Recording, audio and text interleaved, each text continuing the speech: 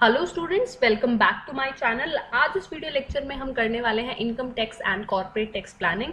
इससे पहले मैं आपको कंप्लीट बिजनेस फाइनेंस करा चुकी हूँ, गो एंड वॉच देम। और आज से हम स्टार्ट करने वाले हैं income tax and corporate tax planning. बच्चों, ये आपका सिलेबस है इनकम टैक्स का, ये यूनिट नंबर 10 है, सबसे लास्ट यूनिट है। और आज हम करेंगे बेसिक कंसेप्ट। तो जितना भी बेसिक कंसेप्ट से जितने भी क्वेश्चन आए हैं, मैंने सब कुछ इसमें इंक्लूड किया है। उनसे रिलेटेड मैटर जितना भी क्वेश्चन बन सकते हैं वो सारी चीज़ें आई हैव इंक्लूडेड। तो हम स्टार्ट करते हैं अपना टॉपिक। बच्चों, आपको टॉपिक स्टार्ट करने से पहले मैं आपको ना थोड़ी सी इनकम टैक्स की हिस्ट्री बता देती हूँ कि एक्चुअली में ये इंडिया में स्टार्ट कैसे हुआ था। तो 1860 में सर जेम्स विल्सन द्वारा ये टैक्स इंट्रोड्यूस किया गया था। टैक्स का सिस्टम एक्चुअली में इंट्रोड्यूस किया गया था। अब ये क्यों किया गया था? क्योंकि 1857 में गवर्नमेंट को बहुत ज़्यादा नुकसान हो गया था रिवॉल्ट की वजह से, उनको बहुत ज़्यादा लॉसेस सहने पड़ गए थे। तो थोड़ा बहुत पैसा वसूल करने के लिए लोगों से उन्होंने ये टैक्स का सिस्टम इंक्लूड किया। अब उसके बाद जो है 1886 में एक इनकम टैक्स एक्ट पास हुआ, ठीक है, और वो 1917 तक चला। फिर उसके बाद 1918 में एक और टैक्स सिस्टम आया, टैक्स का पूरा एक एक्ट आया। 1922 में एक और इनकम टैक्स एक्ट जो है आया। देखो, ये वाला जब टैक्स रेट आया तो इसको रिप्लेस कर दिया गया था, और ये वाला सिस्टम आया तो इसको रिप्लेस कर दिया गया था। तो एक्चुअली में जो 1922 वाला सिस्टम था वो बहुत ज़्यादा कॉम्प्लेक्स था। तो एक कमेटी वगैरह बैठाई गई थी, direct tax administration inquiry committee. उन्होंने फिर अपनी रिपोर्ट सबमिट की थी। तो फाइनली जो अभी हमारा इनकम टैक्स एप्लीकेबल है वो है इनकम टैक्स एक्ट 1961। तो ये वाला फाइनली हमारा टैक्स जो है वो पास हुआ, और यही अभी एप्लीकेबल है। तो बात करते हैं हम इनकम टैक्स में। Basically will deal with direct tax. अब डायरेक्ट टैक्स का मतलब क्या होता है कि उसी पर्सन को टैक्स पे करना पड़ रहा है जिसकी इनकम है। एक्चुअली जिसकी इनकम है वही टैक्स पे कर रहा है, सिंपल सी बात है, वो डायरेक्ट टैक्स होता है। अब ये जो डायरेक्ट टैक्स है वो इम्पोज किया जाता है सेंट्रल गवर्नमेंट द्वारा, ठीक है।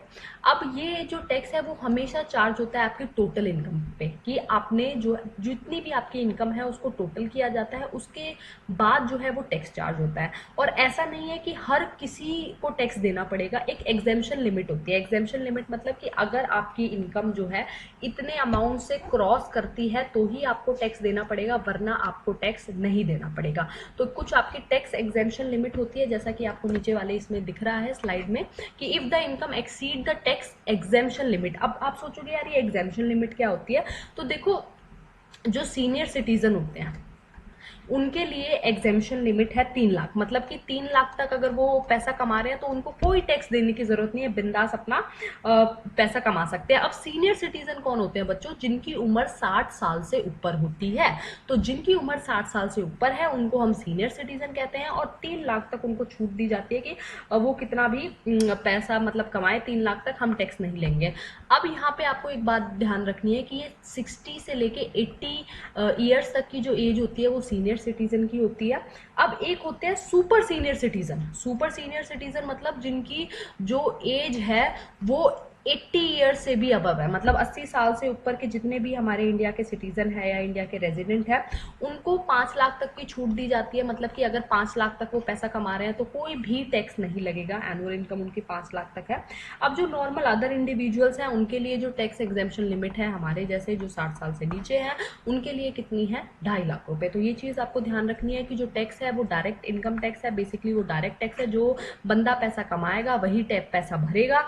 सेंट्रल गवर्नमेंट जो है इसको रिकवर करती है, इम्पोज करती है, और हमेशा टोटल इनकम के ऊपर टैक्स लगता है, जितना भी टोटल पैसा कमाया गया है। और एक एग्जेम्पशन लिमिट होती है, अगर आप उस एग्जेम्पशन लिमिट को क्रॉस करते हो तभी आप टैक्स दोगे, वरना आपको टैक्स देने की कोई जरूरत नहीं है। हमारे इंडिया में कौन सा सिस्टम है? हमारे इंडिया में प्रोग्रेसिव टैक्स रेट वाला सिस्टम है। इसका मतलब क्या है कि जितना ज़्यादा आपकी ये इनकम होगी उतना ज़्यादा ही आपका क्या होगा? टैक्स रेट होगा। मतलब इनकम बढ़ेगी तो आपका टैक्स रेट भी बढ़ेगा। प्रोग्रेस कर रहा है तो जितनी ज़्यादा इंसान प्रोग्रेस कर रहा है, जितना ज़्यादा वो पैसा कमा रहा है उतना ज़्यादा ही वो क्या देगा? टैक्स देगा। तो उसको हम प्रोग्रेसिव टैक्स रेट सिस्टम बोलेंगे। फिर दूसरी चीज़ जो है, ये जो टैक्स है वो इम्पोज किया जाता है, रिकवर किया जाता है टैक्स डिपार्टमेंट द्वारा, इनकम टैक्स डिपार्टमेंट द्वारा, जो कि आता है central board of direct taxes. आपने सुना होगा CBDT। होती, ये क्या होती है, central board of direct taxes. यही इन्हीं का काम होता है टैक्स को इम्पोज करना, रिकवर करना। बच्चों एक बात आपको ध्यान रखनी है, जो भी टैक्स आता है वो एलोकेट कर दिया जाता है बेसिकली सेंट्रल गवर्नमेंट और स्टेट गवर्नमेंट को on the basis of the recommendations of finance commission. तो जो सेंट्रल टैक्स है वो तो सेंट्रल गवर्नमेंट ही लेती है, बट लेकिन ये जो सीबीडीटी के अंदर जो पूरा का पूरा टैक्स हमारा इनकम टैक्स इंक्लूडेड है, उसको स्टेट गवर्नमेंट और सेंट्रल गवर्नमेंट को एलोकेट किया जाता है on the recommendation of finance commission. But आपको ये चीज़ भी ध्यान रखनी है कि स्टेट गवर्नमेंट को बहुत सारी चीज़ें हैं उस जिसमें इंक्लूड नहीं किया जाता, कि मतलब अगर आप जो भी इनकम टैक्स कंपनीज से लेते हो तो वो स्टेट गवर्नमेंट के पास नहीं जाएगा। जो भी सरचार्ज का अमाउंट होता है, अभी सरचार्ज क्या होता है ये हम आगे वाली स्लाइड में देखेंगे। दूसरा, जितना भी हेल्थ एंड एजुकेशन सेस होता है वो भी हमारा स्टेट गवर्नमेंट के पास नहीं जाता है, वो सेंट्रल गवर्नमेंट के अंदर आता है। तो आपको याद रखनी है, ऑप्शंस में ये आ सकता है कि जो भी इनकम टैक्स कंपनीज का होता है, सरचार्ज का होता है, हेल्थ एंड एजुकेशन सेस होता है, वो सिर्फ सेंट्रल गवर्नमेंट के पास जाता है, स्टेट गवर्नमेंट के पास उसका कोई भी राइट नहीं होता है। तो बच्चों कुछ बेसिक कंसेप्ट्स है आपको ध्यान में रखने हैं। सबसे पहले स्टार्ट करते हैं प्रीवियस ईयर। प्रीवियस ईयर का मतलब क्या होता है? देखो प्रीवियस ईयर से ना बच्चे क्या समझते हैं कि पिछला साल, जैसे अगर मैं बोलूँ, अगर नॉर्मल इंग्लिश में मैं बोलूँ प्रीवियस ईयर, इसका मतलब क्या होगा, मैं 2020 की बात कर रही हूँ, ठीक है। तो बट लेकिन इनकम टैक्स की फॉर्म में प्रीवियस ईयर का मतलब होता है जिस ईयर में आप पैसा कमा रहे हो। तो अगर मैं 2021 में पैसा कमा रही हूँ तो मेरा प्रीवियस कितना होगा, 2021। अगर मैं 2022 में पैसा कमा रही हूँ तो मेरा प्रीवियस ईयर कितना होगा, 2022। तो मैंने हाईलाइट भी कर रखा है, the year in which the income is actually earned, मतलब कि जो करंट फाइनेंशियल ईयर चल रहा है। प्रीवियस से ये मत समझ लेना पिछला साल, भूल जाओ पिछला साल। टैक्स में प्रीवियस ईयर का मतलब है जिस साल में तुम पैसा कमा रहे हो, in which year you are earning the income, that will be called as a previous year. तो नॉर्मली ये जो स्टार्ट होता है 1 अप्रैल से और ख़त्म होता है 31 मार्च को, ठीक है। ये हमारा प्रीवियस ईयर होता है। बच्चों एक होता है इसमें असेसमेंट ईयर। असेसमेंट ईयर होता है जिस ईयर में आप एक्चुअली में टैक्स पे करते हो, वो आपका असेसमेंट ईयर होता है। जैसे मैंने पैसा कमाया 2021 में, तो 2021 मेरा प्रीवियस ईयर होगा। मैं टैक्स दे रही हूँ 2022 में, तो वो मेरा क्या होगा, असेसमेंट ईयर। जैसा कि आप इस स्लाइड में देख सकते हो, ये स्लाइड में क्या बोल रखा है, मतलब क्या शो कर रखा है, इनकम अर्नड है तो कौन सा ईयर आएगा, प्रीवियस ईयर। और जिस इनकम में, मतलब अगले साल तुम उस इनकम के ऊपर पैसा दे रहे हो, तो वो क्या होगा, असेसमेंट ईयर। तो मतलब अगर मैं यहाँ पे 2020 में पैसा कमाया मैंने और 2021 में टैक्स भरा, तो ये मेरा असेसमेंट ईयर है और ये मेरा प्रीवियस ईयर है। तो आई होप आपको ये समझ में आ गया होगा। तो कभी भी मैं प्रीवियस ईयर की बात कर रही हूँ, that means I am talking about current year. कभी भी हम असेसमेंट ईयर की बात करेंगे, दैट मीन्स कि हमारा जो है जो जिस ईयर में हम टैक्स भरते हैं। बच्चों ऐसा भी केस होता है कि आपका प्रीवियस ईयर ही असेसमेंट ईयर बन जाता है, वो मैं आपको लास्ट में बताऊंगी, अभी मैं आपको कंफ्यूज नहीं करना चाहती हूँ, ठीक है। तो अब नेक्स्ट हम इनकम की बात कर रहे हैं। भैया इनकम पे पैसा इनकम कमाते हैं, इनकम के ऊपर टैक्स देते हैं। एक्चुअली में टैक्स में इनकम का मतलब कहाँ होता है, क्या होता है? बच्चों ये बेसिक चीज़ों से क्वेश्चन आए हुए हैं, 2 बार क्वेश्चन आया है आपका इनकम से रिलेटेड। तो बहुत ध्यान से आपको चीज़ें समझनी है। इनकम जो है बेसिकली मैच द कॉलम में सेक्शन भी आपको दे सकते हैं, तो इसलिए मैंने डाल दिया।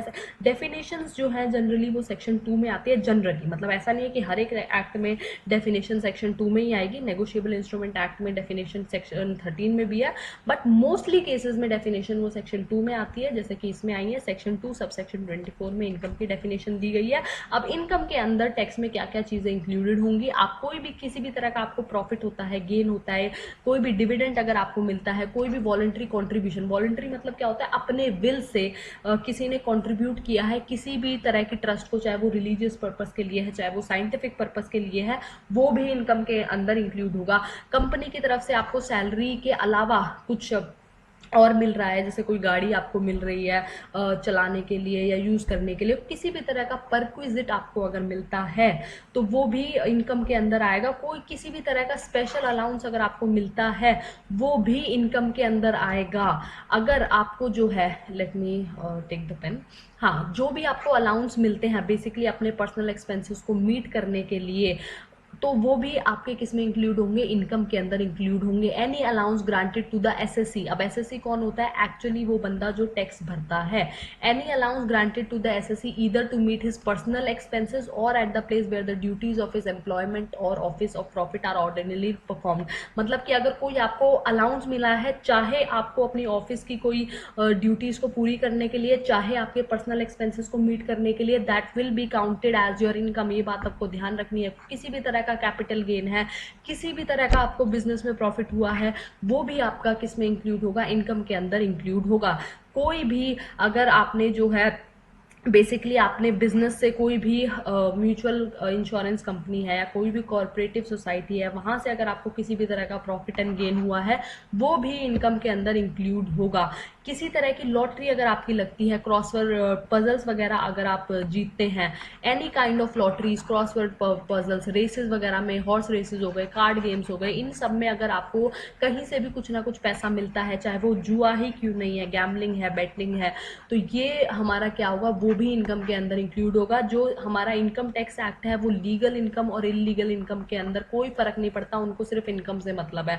तो इनकम चाहे लीगल हो, इनलीगल हो, that will be included in your income. चाहे आप जुए से कमा रहे हो, चाहे आप बेटिंग से कमा रहे हो, चाहे आप लॉटरी से कमा रहे हो, it will be considered your income. अगर कोई भी जो एम्प्लॉयर है आपके पीएफ में पैसा डालता है या किसी और फंड में पैसा डालता है, वो भी आपकी इनकम का पार्ट होगा। अगर कोई आपके लिए की मैन इंश्योरेंस पॉलिसी करता है ना, व्हाट इज की मैन इंश्योरेंस पॉलिसी, जो पर्सन या फिर आपका एम्प्लॉयर है, कोई भी एम्प्लॉयर अपने एम्प्लॉय के लिए क्या करता है, लाइफ इंश्योरेंस पॉलिसी लेता है। जैसे ये ए है, ये किसी एम्प्लॉयर है किसी कंपनी का, ठीक है, और ये बी है, ये उसका एम्प्लॉय है। तो अगर ए बी के लिए लाइफ इंश्योरेंस पॉलिसी लेता है, या फिर ए किसी भी बंदे के लिए लाइफ इंश्योरेंस पॉलिसी लेता है जो उसके बिजनेस से कनेक्टेड है, तो उसको हम क्या बोलते हैं, की मैन इंश्योरेंस पॉलिसी। तो अगर आपको कोई भी सम रिसीव हुआ है की मैन इंश्योरेंस पॉलिसी के अंदर, चाहे वो बोनस की फॉर्म में, चाहे कैसे भी, it will be included as your income. यही बात आपको ध्यान में रखनी है।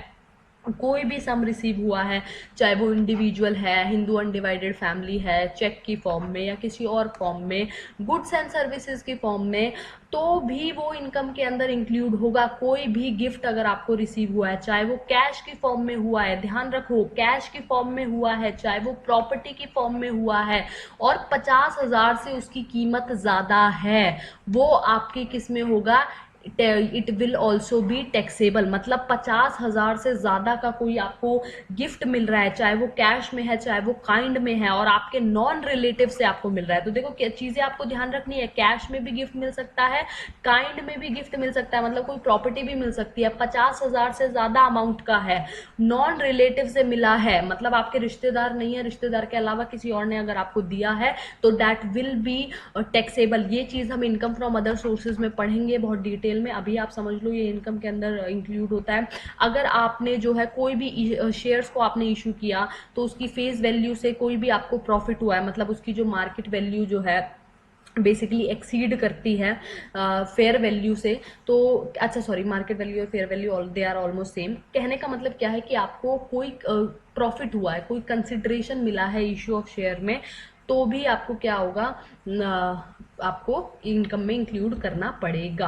अब आपको ये चीज भी ध्यान रखनी है बच्चों, इनकम में कोई भी फर्क, आपको कैश में मिली है इनकम, काइंड में मिली है इनकम, टैक्स दोनों पे लगेगा। चाहे आपको कोई प्रॉपर्टी दे रहा है, कैश में का इनकम दे रहा है, दैट विल बी इंक्लूडेड, कोई भी डिफरेंस नहीं होगा। ऐसा क्वेश्चन आपके उसमें बन सकता है कि आपको ऑप्शन दे देंगे कि इलीगल इनकम इंक्लूड होती है इनकम टैक्स में, तो जनरली हमारा ध्यान जाता है नहीं, इलीगल चीज है वो इंक्लूड नहीं होगी। But you have to keep this in mind that illegal income is also included in the income tax. चाहे आपने पैसा कमा लिया, चाहे आपके हाथ में अभी पैसा नहीं आया है, बट लेकिन आपने पैसा अर्न कर दिया, आपको पेमेंट रिसीव नहीं हुई है, बट लेकिन आपने एक्रू कर लिया है, तो भी वो आपका किस में आएगा, इनकम के अंदर आएगा। तो income arises whether on the receipt basis और एक्रूअल बेसिस। क्या होता है ना कि जैसे पैसे आपने कमा लिए और आपको मिलेंगे अगले महीने या उससे अगले महीने मिलेंगे बाद में, तो रिसिप्ट बेसिस पे हो चाहे कमा लिए हो, क्योंकि क्या थॉट प्रोसेस होता है इसके पीछे कि भैया पैसा तो मिलना ही है, चाहे आज मिले चाहे कल मिले, पैसा तो आपको मिलेगा ही, तो क्यों ना उस पर टैक्स लगा ही दे हम। तो इसीलिए जो है एक्रूअल बेसिस पे हो, रिसिप्ट बेसिस पे हो, इनकम टैक्स तो लगेगा ही लगेगा, चाहे इंस्टॉलमेंट में हो, लमसम पेमेंट में हो, आपकी इनकम के ऊपर टैक्स जो है वो लगेगा ही लगेगा। तो यहाँ पे देखो मैंने आपको जो है ये बहुत सारे इंपॉर्टेंट पॉइंट्स बने हुए हैं, और एक बार यहाँ से क्वेश्चन भी आया था बच्चों। क्या क्वेश्चन आया था मैं आपको बताती हूँ अभी थोड़ी देर में। तो टेम्पोररी इनकम है चाहे आपकी परमानेंट इनकम है, it will be included in the income tax act. अगर एसएससी ने पैसा कमा लिया है, जो मैंने अभी बात की थी, बट उसको रिसीव नहीं हुआ है, फिर भी वो इनकम में इंक्लूड होगा, because you are entitled to receive, मतलब आपने कमा लिया, आपको मिल ही जाएगा, आज नहीं तो कल आपके पास पैसा आ ही जाएगा, इसीलिए जो है ये इनकम में इंक्लूड होता है। एक चीज और क्या इनकम में इंक्लूड नहीं होता है बच्चों, ये चीज आपको ध्यान रखनी है, रीइंबर्समेंट ऑफ एक्सपेंसेस। उसको मैं अलग पेन से हाईलाइट कर देती हूँ, वेट। यहाँ पे जो रीइंबर्समेंट ऑफ एक्सपेंसेस है वो इनकम में इंक्लूड नहीं होता है। कहने का मतलब क्या है कि अगर आपने कहीं जैसे ट्रैवलिंग के लिए आप गए और फिर आपने आपके एम्प्लॉयर ने आपको ट्रैवलिंग का पैसा दे दिया, वो आपका रीइंबर्समेंट ऑफ एक्सपेंसेस इनकम के अंदर इंक्लूड नहीं होगा। मतलब आपने पैसा खर्च किया है और कंपनी के लिए या किसी और चीज के लिए, वो पैसा आपके पास वापस आया है, वो इनकम में इंक्लूड नहीं होगा। दूसरा, कोई गौशाला वगैरह से कोई रिसिप्ट अगर आपके पास आती है तो वो भी आपकी इनकम के अंदर इंक्लूड नहीं होगी। पिन मनी, पिन मनी क्या होता है बच्चों, यही क्वेश्चन आपका एक बार प्रीवियस ईयर में आया था कि पिन मनी जो है वो इनकम का पार्ट होता है कि नहीं होता। पिन मनी क्या होता है कि जनरली जैसे हस्बैंड जो है वो अपनी वाइफ को देते हैं छोटे मोटे खर्चे के लिए, घर चलाने के लिए, या फिर उनकी एज अ पॉकेट मनी या समथिंग लाइक दैट। तो पिन मनी जो है वो इनकम के अंदर नहीं आता। कोई हस्बैंड अपनी वाइफ को अगर छोटे मोटे पैसा दे रहा है घर चलाने के लिए, खर्चा चलाने के लिए, उसके ऊपर इनकम टैक्स नहीं लगता है। ये एक ऑप्शन में आया था। बच्चे फंस कहाँ जाते हैं, पिन मनी उनको नहीं पता होता कहाँ होता है, क्या होता है, तो वहां पे बच्चे फंस जाते हैं। उसके बाद डिस्प्यूटेड इनकम का क्या सिस्टम है बच्चों, क्या होता है ना, कुछ किसी इनकम के ऊपर डिस्प्यूट है, ये मेरी है ये मेरी है, तो कैसे चलेगा, ए और बी के बीच में डिस्प्यूट है इनकम को लेके, तो जिसके पास वो इनकम आएगी वही उसके ऊपर क्या देगा, इनकम टैक्स देगा। तो the person who will receive the income will pay the income tax. उसके बाद चाहे इनकम प्लस में है चाहे इनकम माइनस में है, वो इनकम मानी जाएगी। अब ये सोचो यार माइनस में कैसे इनकम मान सकते हैं, माइनस की इनकम मतलब लॉसेस, जो लॉसेस आपको होते हैं उसको हम क्या बोलते हैं, माइनस इनकम। तो है तो इनकम ही, चाहे माइनस में है लॉस में है, तो ये भी इनकम टैक्स के अंदर इंक्लूड होता है। ये क्वेश्चन भी एक बार प्रीवियस ईयर में आया था आपका कि लॉसेस जो है वो इंक्लूड होते हैं, इनकम के अंदर नहीं होते, इंक्लूड होते हैं। तो ये चीज आपको ध्यान रखनी है। No distinction between legal illegal, no distinction between temporary permanent, no distinction between accrual और the receipt, no distinction between cash और काइंड, और pin money is not included, reimbursement of expenses is not included, disputed, the person who will be entitled to receive the disputed income will pay the tax, income can be plus, income can be minus। तो ये important चीजें आपको ध्यान में रखनी है बच्चों। अब हम बात करते हैं what is gross total income. Gross total income का मतलब क्या होता है कि आप जो है टोटल इनकम कमा रहे हो। देखो बंदा एक जगह से तो पैसे नहीं कमाता, कोई सैलरी से कमा रहा है, सैलरी के साथ साथ उसका कोई अपना बिजनेस है, बिजनेस से कमा रहा है, या फिर उसका किसी तरह का किराया आ रहा है हाउस प्रॉपर्टी से, या कोई चीजें बेच के वो कमा रहा है। तो हर तरीके से बंदा पैसे कमाता है। तो जब हम अपना टैक्स कैलकुलेट करेंगे तो ग्रॉस मतलब क्या होता है, एक्चुअली में टोटल। ग्रॉस का मतलब ही टोटल होता है। तो आप जो है बेसिकली टैक्स के अंदर ना 5 हेड्स होते हैं। या तो देखो बंदा पैसे कहाँ से कमाएगा, सिंपल सी बात है, या तो वो कहीं नौकरी करके कमाएगा, नौकरी करेगा तो उसको सैलरी मिलेगी, या उसने किराए के ऊपर दे रखा है कुछ, या फिर उसका रेंट का कोई सिस्टम है तो हाउस प्रॉपर्टी मतलब से वो पैसा कमा सकता है, या उसका अपना बिजनेस है उससे वो पैसा कमा सकता है, या फिर उसने अपनी कोई प्रॉपर्टी बेची है उससे वो पैसा कमा सकता है, जिसको हम कैपिटल गेन बोलते हैं। अगर इनके अलावा कोई जैसे उसकी लॉटरी की टिकट लग गई है, कोई गिफ्ट उसको रिसीव हुआ है 50,000 से ज्यादा, जिसको हम मतलब इन चारों के अलावा कोई और अगर सोर्स होता है तो उसको हम क्या बोलते हैं, इनकम फ्रॉम अदर सोर्स। ये बात आपको क्या रखनी है, ध्यान में रखनी है। तो ये 5 तरीके होते हैं, बंदा इन 5 तरीकों से पैसे कमा सकता है। तो जब हम इन 5 तरीकों का टोटल कर देते हैं तो उसको हम क्या बोल देते हैं, ग्रॉस टोटल इनकम। तो basically aggregate of income, total of income, जितनी भी हमारी 5 हेड्स की इनकम होती है, house property, business, profession, capital gain and other other sources.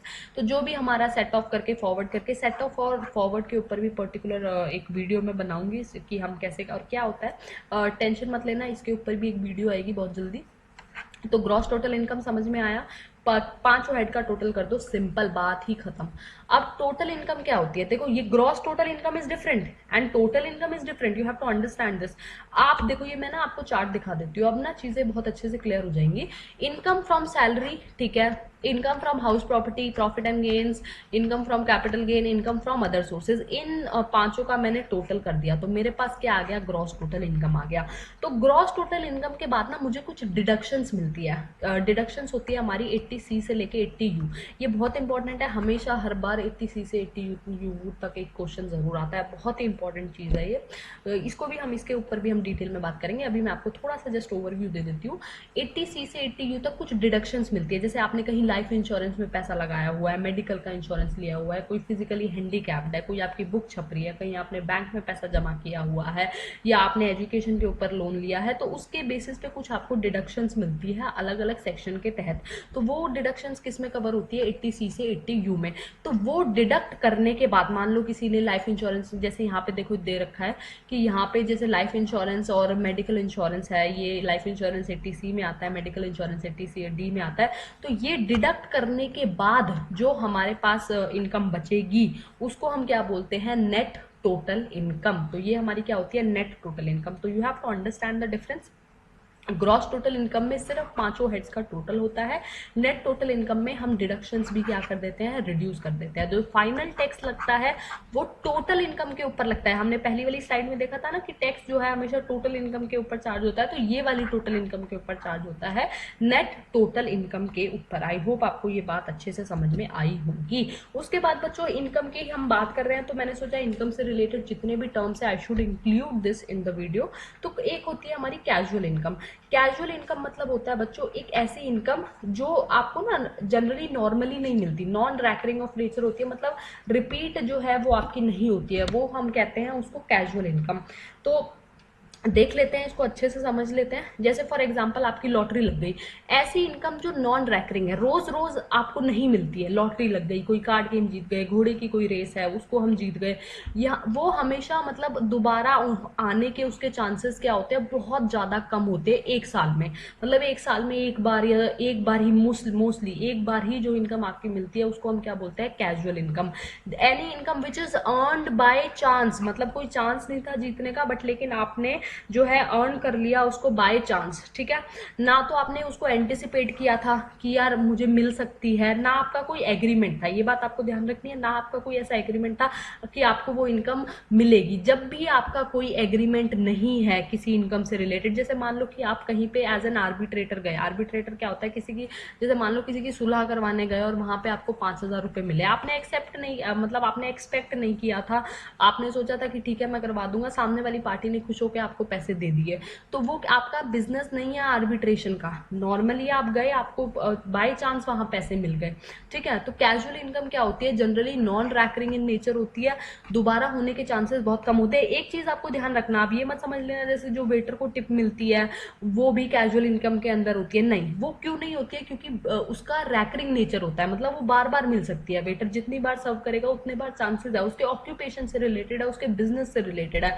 तो कैजुअल इनकम में जो कीवर्ड्स आपको ध्यान रखने हैं, दैट इज नॉन रैकरिंग, बार बार आपको नहीं मिलती है, बाय चांस आपको अगर कोई इनकम मिल जाए, ठीक है, आप फ्यूचर में उसको एंटिसिपेट नहीं करते हो, फ्यूचर में सोच के नहीं चलते हो कि यार मेरे को यहाँ से पैसा आएगा, कोई किसी भी तरह का आप स्टिपुलेशन, किसी भी तरह का आप एग्रीमेंट नहीं करते हो उसे। अगर ये चारों बॉक्सेस टिक हो गए हैं तो वो आपकी कौन सी होती है, कैजुअल इनकम। तो मैंने ये स्लाइड थोड़ी सी क्लियर नहीं है, बट फिर भी आप अगर आप आपको दिख रहा है, तो जैसे कोई भी लॉटरी से कोई आपको इनकम मिलती है, क्रॉसवर्ड पजल से कोई भी आपको इनकम मिलती है, कोई रेस से कोई इनकम आपको मिलती है, कोई गेम्स वगैरह से इनकम आपको मिलती है, कोई सट्टा लगाने से, गैम्बलिंग करने से इनकम आपको मिलती है, उसको हम क्या बोलते हैं, कैजुअल इनकम बोलते हैं बच्चों।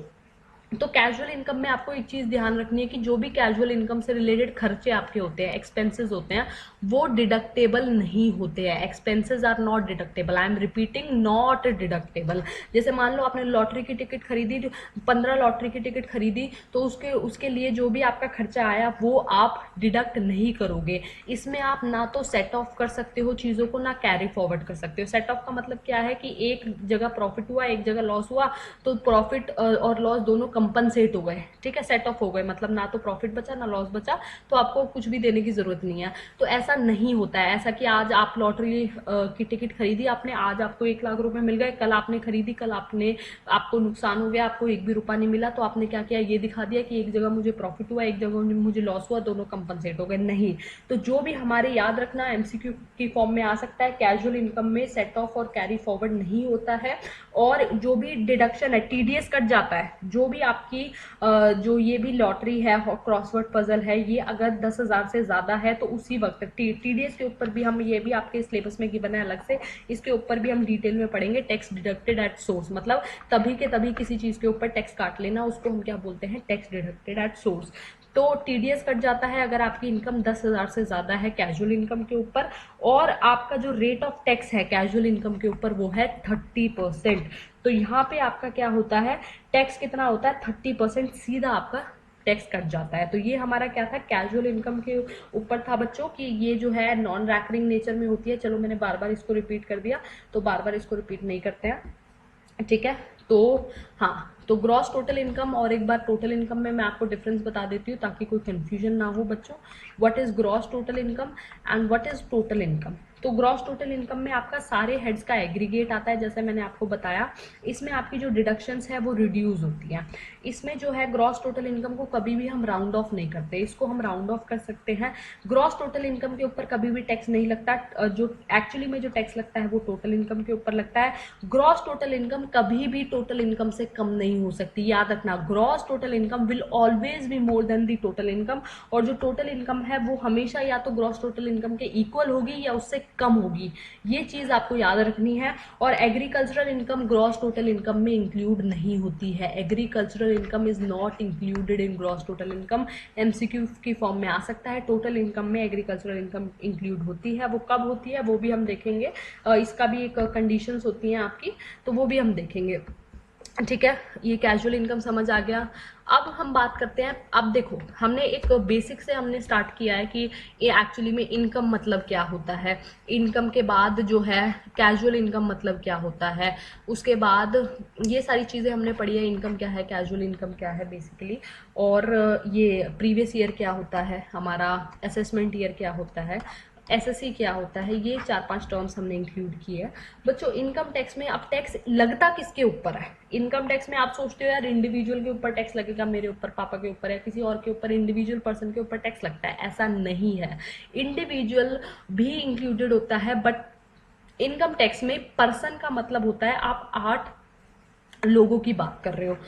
पर्सन यहाँ पे आर्टिफिशियल पर्सन भी हो सकता है। आर्टिफिशियल पर्सन ये नहीं कि वो नकली इंसान है, आर्टिफिशियल पर्सन मतलब कोई भी person that is created by law. तो लॉ ने किसी इंसान को क्रिएट करा है, जैसे कंपनी है, कंपनी को आर्टिफिशियल पर्सन बोलते हैं, या कोई नेचुरल पर्सन है, दोनों ही पर्सन की कैटेगरी में आते हैं इनकम टैक्स में।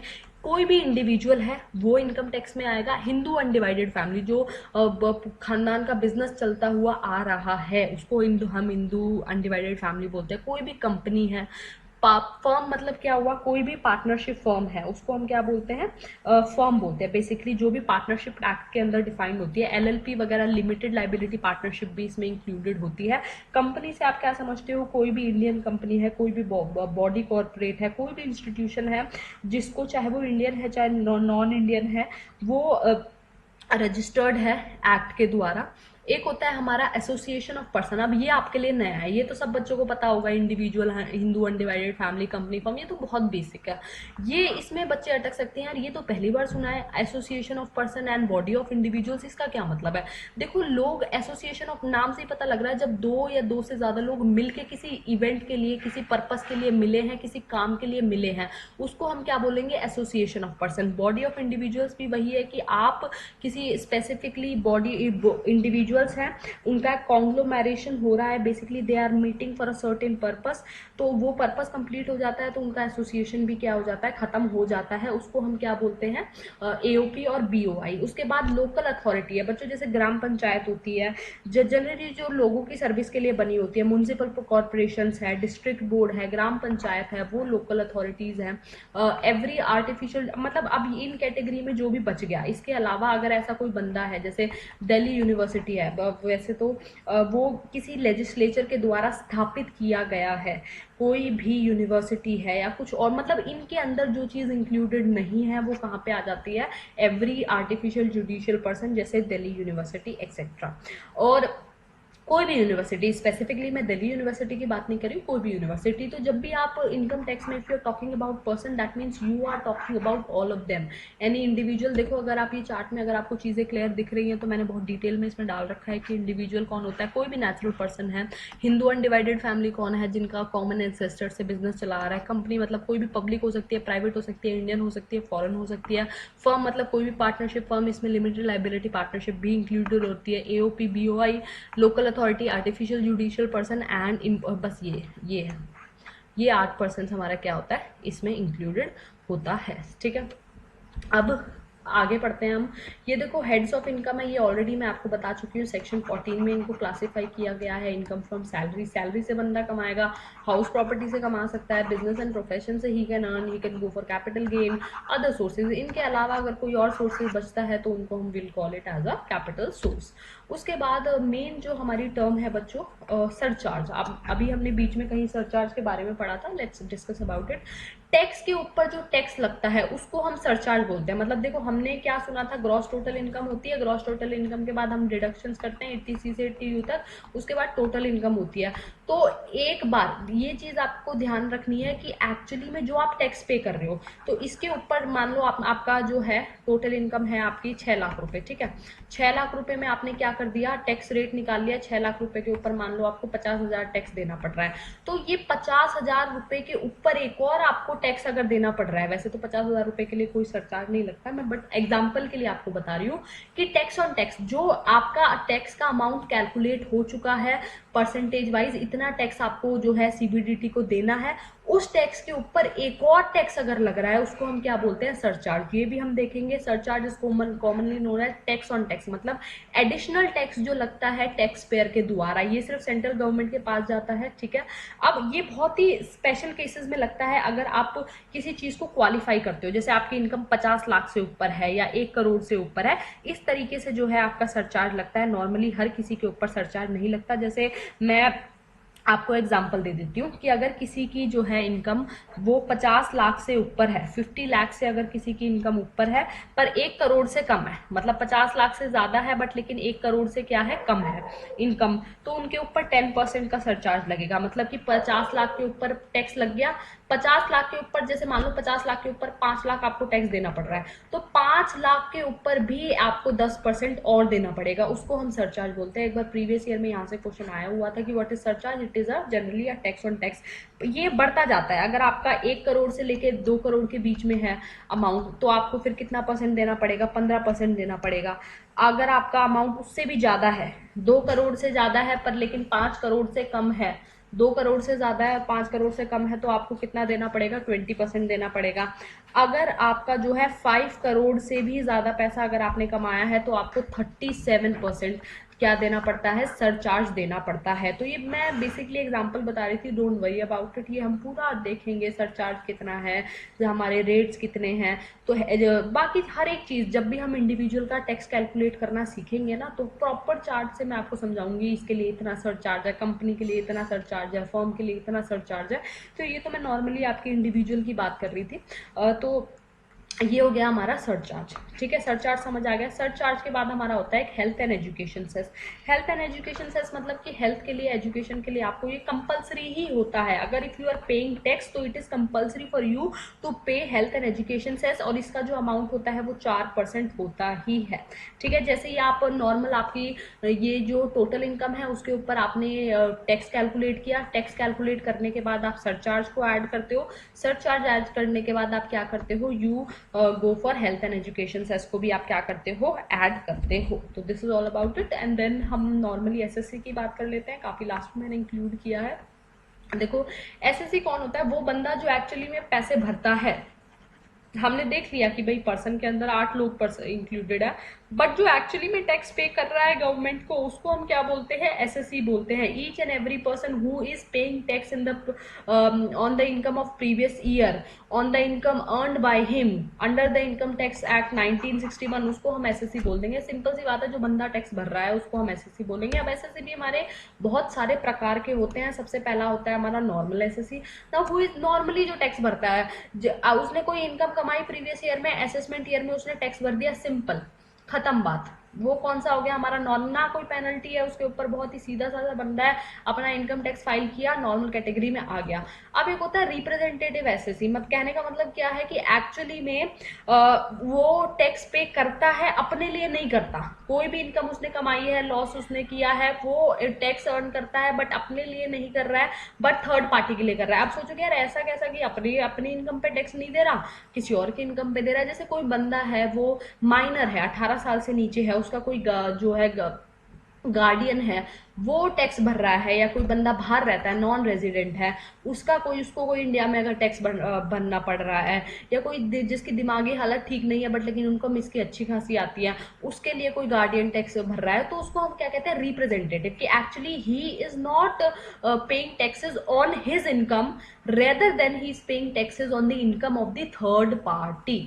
अब एक होता है हमारा डीम्ड एसएससी, मतलब कि एक्चुअली में वो एसएससी नहीं होता, उसको एसएससी मान लिया जाता है लीगल अथॉरिटीज के द्वारा। Deemed assessee is a person who is actually put in the position to pay the taxes by the legal authority. मतलब लीगल अथॉरिटी उसके ऊपर थप्पा लगा देती है कि भैया तुझे टैक्स देना पड़ेगा, तो वो हमारा कौन सा हो जाता है, डीम्ड एसएससी।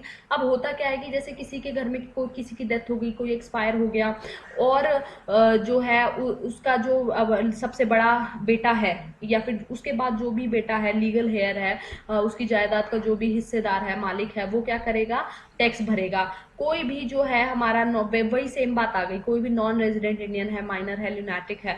तो कहने का मतलब क्या है कि डीम्ड एसएससी में कि you are put in the position to pay the tax by the legal authorities. आप अपने बिल से दे रहे हो, you are being an representative assessee. But if the legal authorities are wanting you to the pay taxes for the third party, then you will be called as a deemed assessee, as simple as that.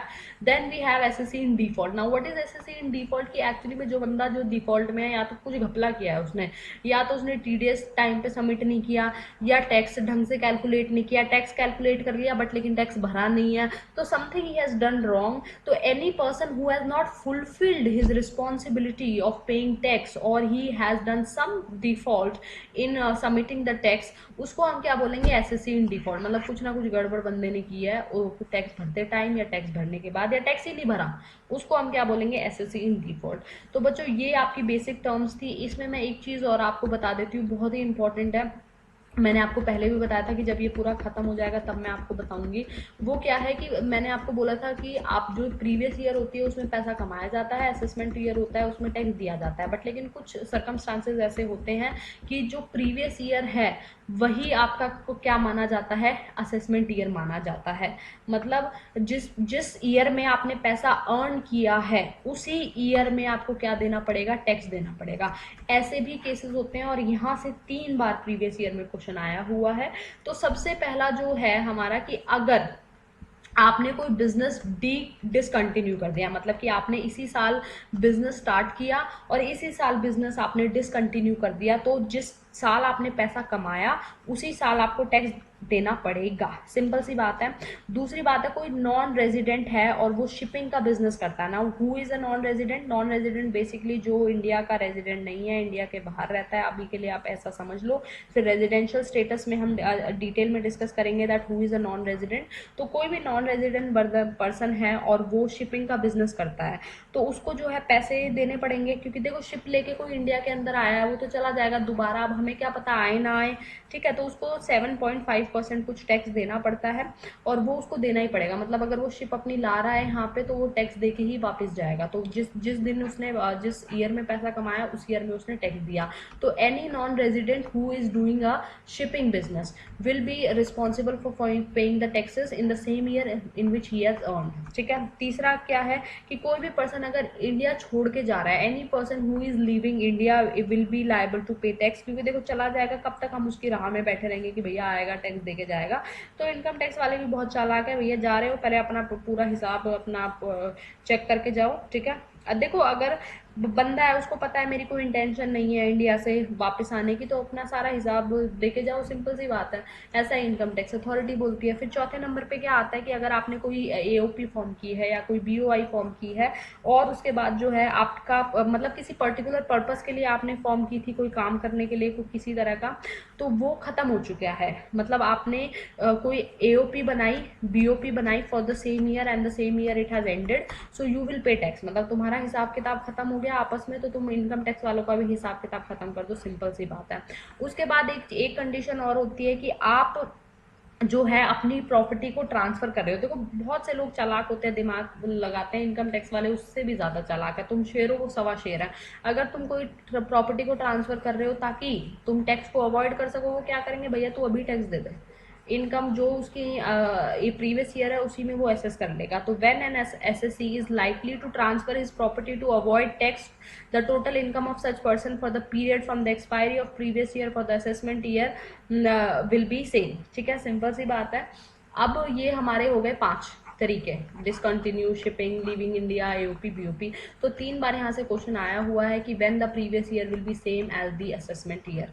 ठीक है, बात समझ आ गई, basic concepts है। अब हमें ये समझ आ गया कि इनकम क्या होता है, वी हैव अंडरस्टूड क्या क्या इनकम नहीं होता है, what is previous year, what is assessment year, what is assessee, and all these terms we have studied in detail. So I hope you like the lecture. Please share with your friends whoever are the net aspirant. So share with them, like, share and subscribe. Thank you so much.